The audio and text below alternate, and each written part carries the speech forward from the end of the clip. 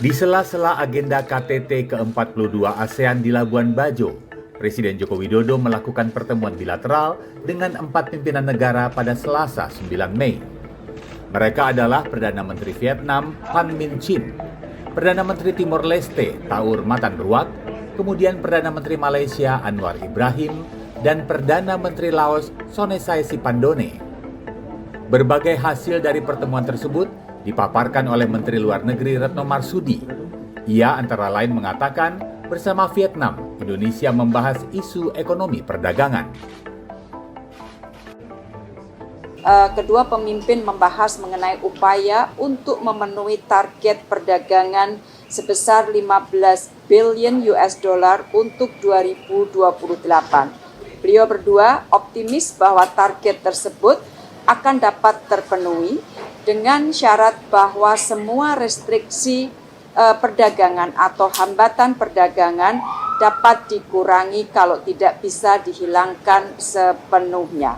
Selain itu, Indonesia dan Vietnam juga segera bernegosiasi mengenai kesepakatan investasi bilateral serta meningkatkan kerjasama di bidang energi baru dan terbarukan. Di luar isu tersebut, Indonesia dan Vietnam juga mendorong agar MOU Kelautan dan Perikanan dapat segera diselesaikan.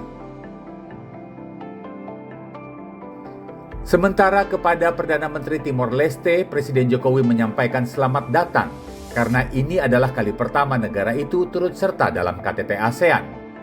Timor Leste pun mengucapkan terima kasih atas dukungan Indonesia terhadap keanggotaannya di ASEAN. Di antara sejumlah isu lain yang dibahas, kedua negara sepakat untuk membentuk kelompok kerjasama tentang pengembangan ekonomi di perbatasan.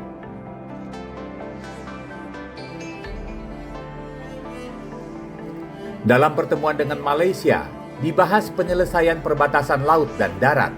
Selain itu, juga perlindungan pekerja migran Indonesia yang berada di Malaysia.